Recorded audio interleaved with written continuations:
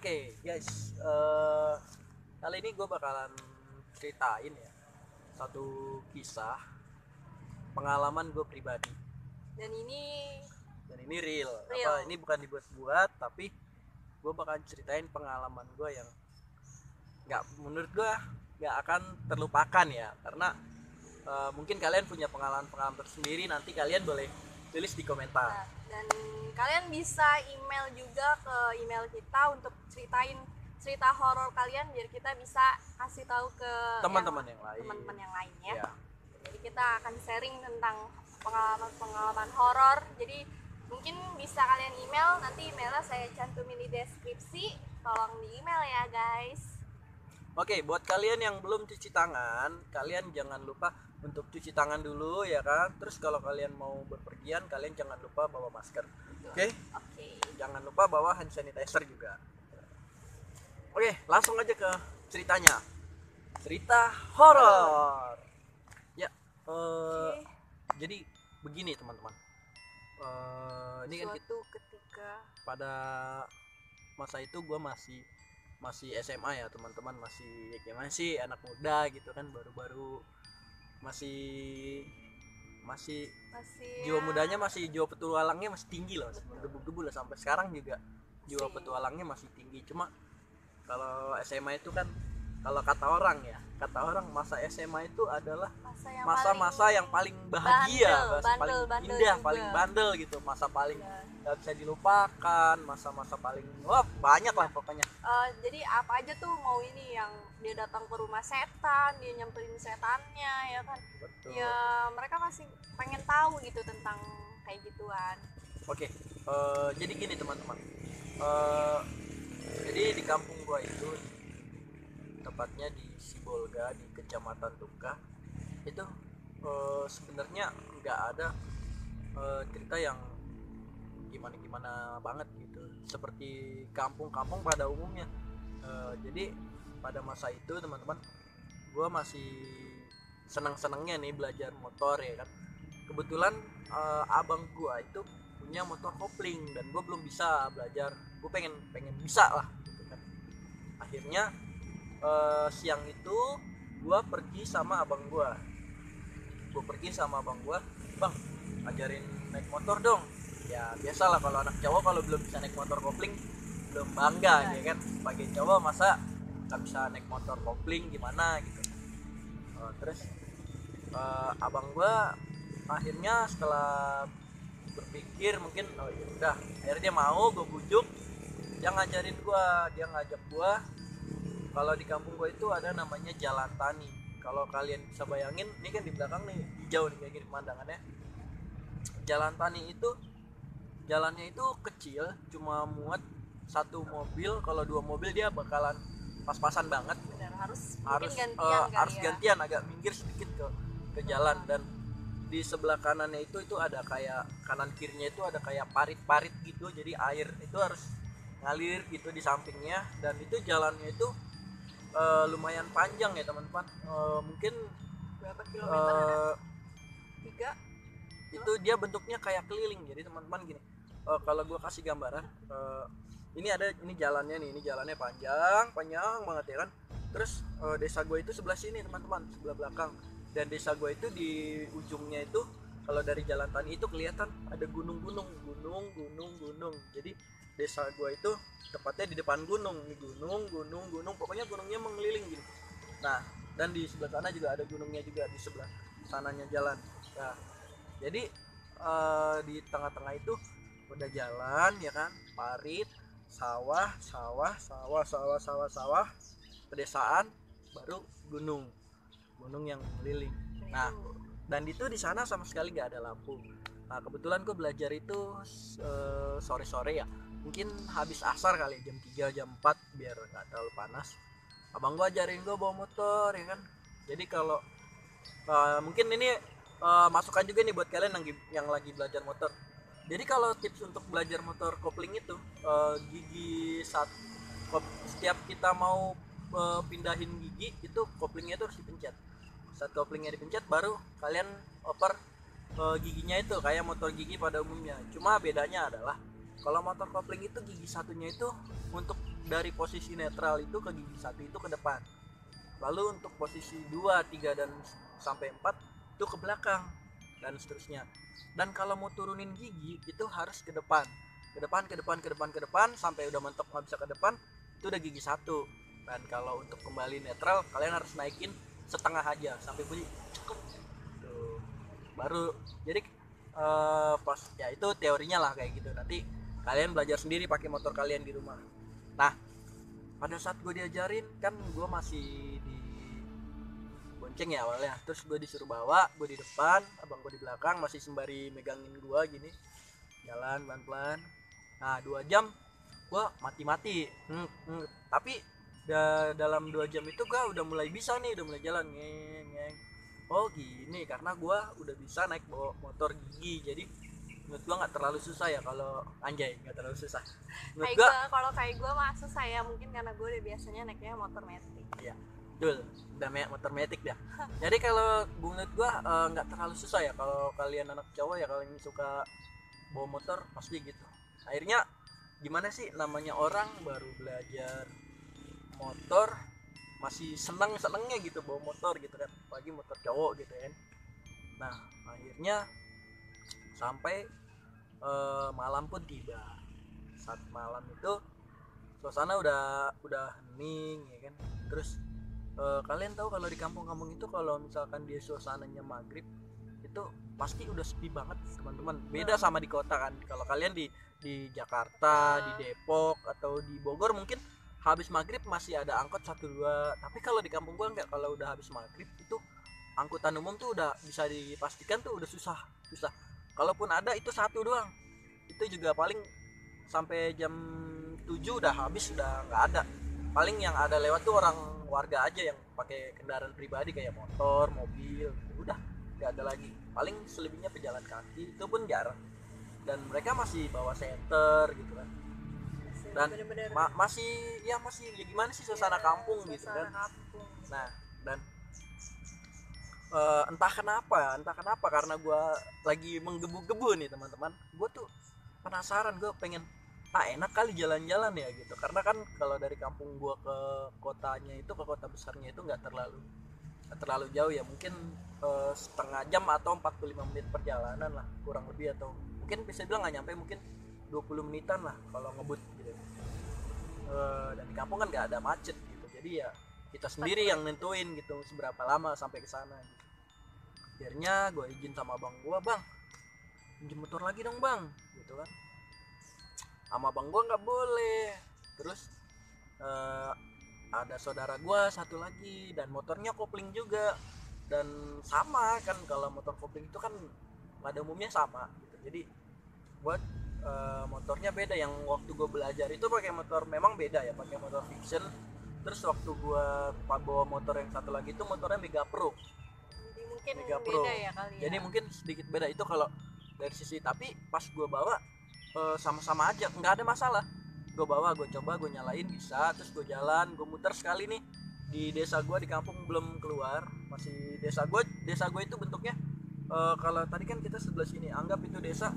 Kalau dari posisi jalan tani itu kita kesini itu rumah gue masih mungkin 3 rumah lah kelihatan kalau dari ujung, 1, 2, 3 rumah.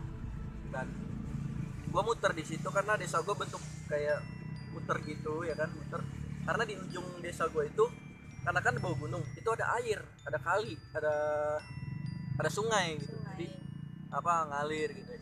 Dan jadi masih tertata lah gini, jadi muter gitu. Dan itu ada satu jembatan itu kalau dilewatin cuma bisa pakai motor, tapi kalau yang lewat jalan tani itu akses mobil. Jadi kalau kendaraan motor masih bisa lewat belok kiri, tapi kalau akses ke mobil harus lewat jalan tani, belok kanan, muter, lewatin sawah, dan sebelah kanan itu ada kuburan, ada banyak kuburan di situ, kuburan, tapi kuburan warga, bukan kuburan umum ya, kuburan warga.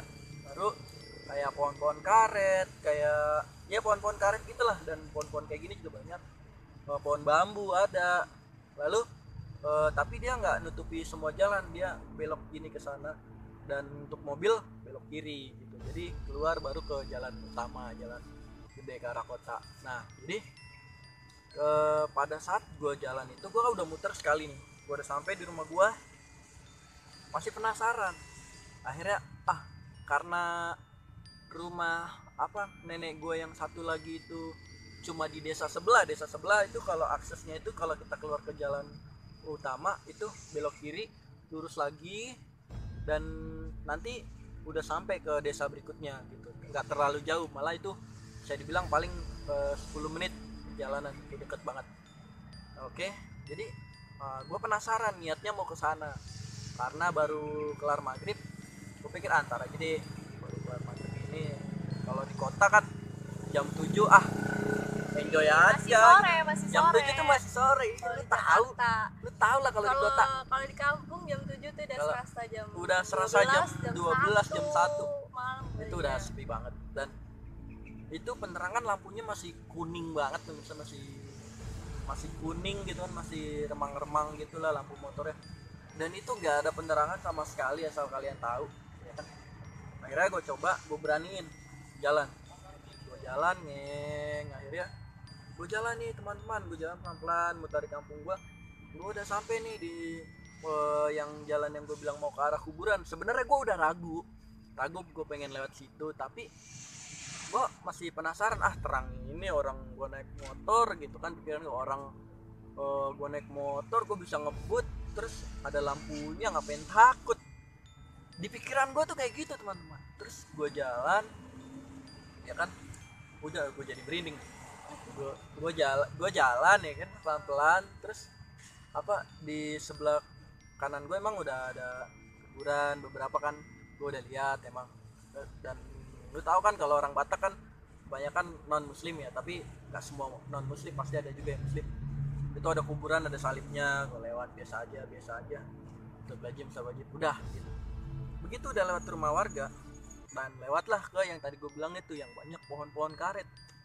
Gue sebenarnya udah mau ngurungin niat gue guys, tapi namanya anak muda gimana sih, nggak apa-apa itu, masih begitu, masih batu ngeyel gitu kan.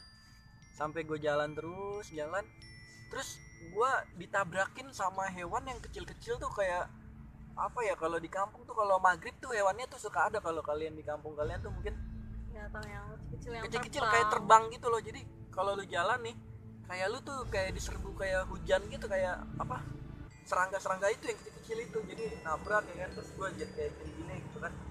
Akhirnya gue udah pengen ngurungin niat gue di situ sumpah, tapi karena lu tau kan kalau motor kopling itu kan putarannya kegok ya, gue sebenarnya udah takut di situ, tapi gue enjoy aja, gue harus bisa gitu.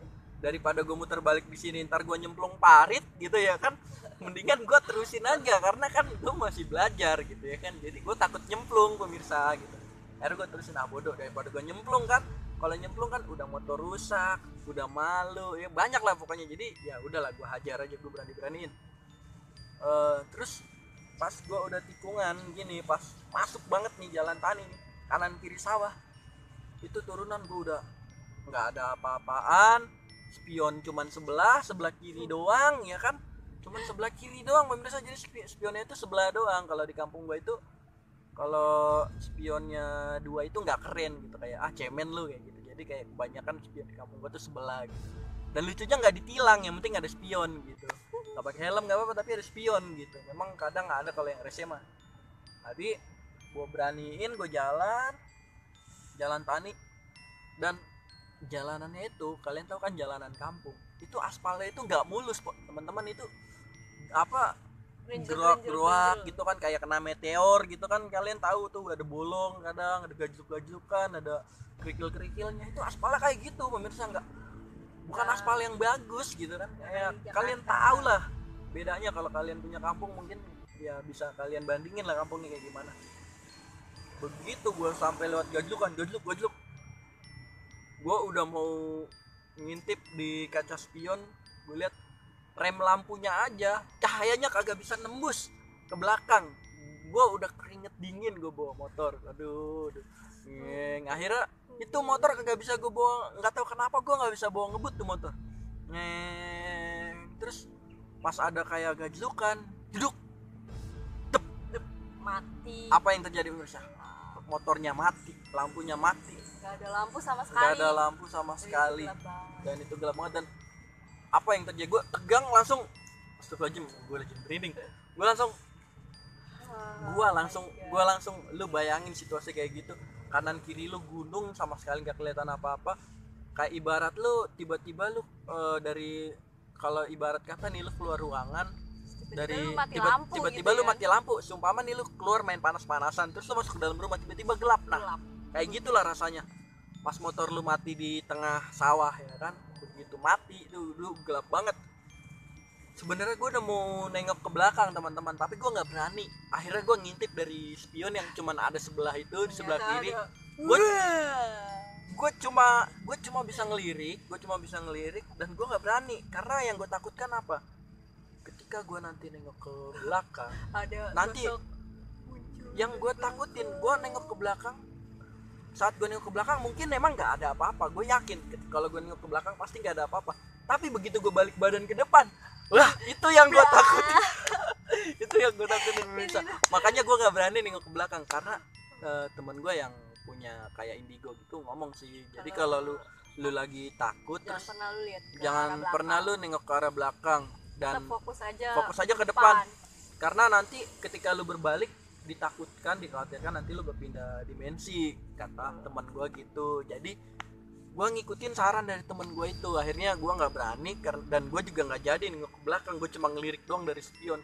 Dan gue memang udah kayak dia tuh seolah-olah tuh gue ngerasa berat banget. Itu kayak ada yang memang yang duduk di boncengan gue. Itu gila sumpah, itu gue udah merinding naik darah.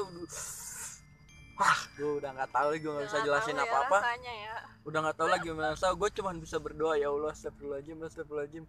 Akhirnya itu motor gue coba gue matiin, bismillah, pasti bisa. Gue udah kena dingin, gue nyalain.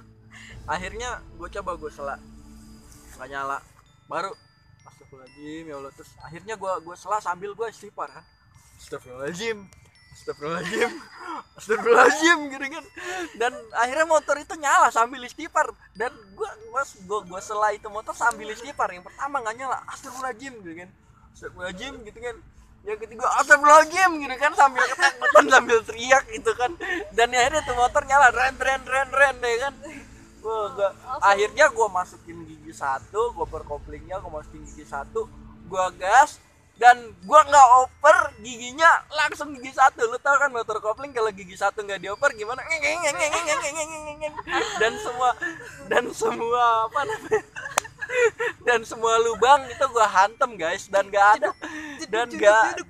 ada gue ngerem sama sekali. Gue hantem semua jeduk.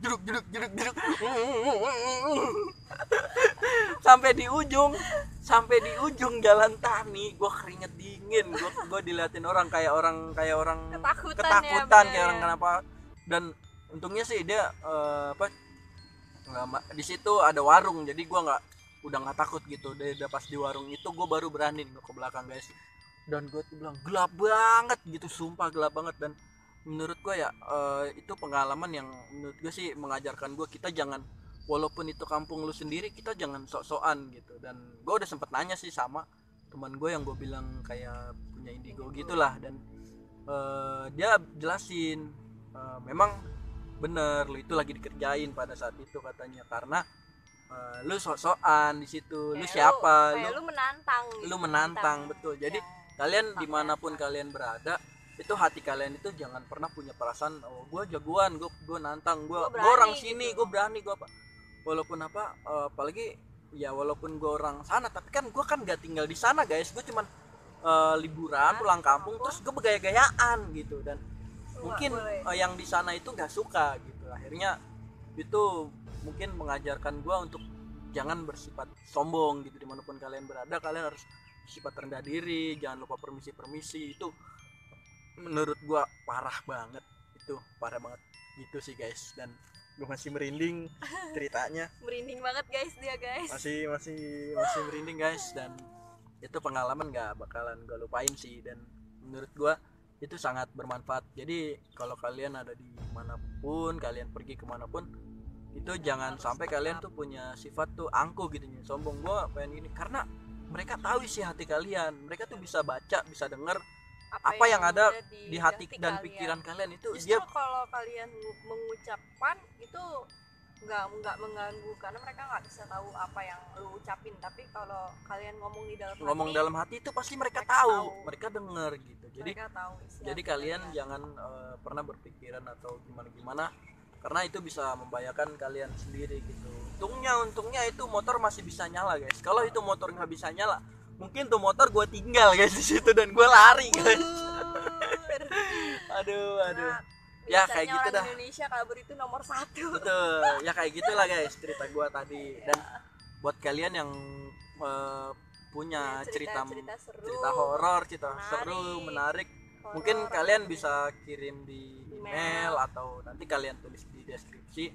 Nanti kalau kalian minta diceritain, bang ceritain cerita gue dong, gue punya cerita horor nih gini, kalian bisa kirim ke email kita ya, nanti kita bikin di deskripsi, atau kalian tulis aja di kolom komentar gitu. Buat kalian yang belum subscribe, harus tetap subscribe, jangan lupa subscribe ya kan, dan aktifin tombol lonceng notifikasinya supaya kalian bisa terus update tentang konten kita. Jangan lupa untuk like, komen, dan share juga ke teman-teman kalian karena kita butuh support bantuan dari kalian, karena support kalian itu sedikit aja sudah membantu kita gitu. Oke. Ya, saya Surya Bakti Yahya dan saya Tia Milasari. Kita pamit undur diri. Oke, see you, bye bye.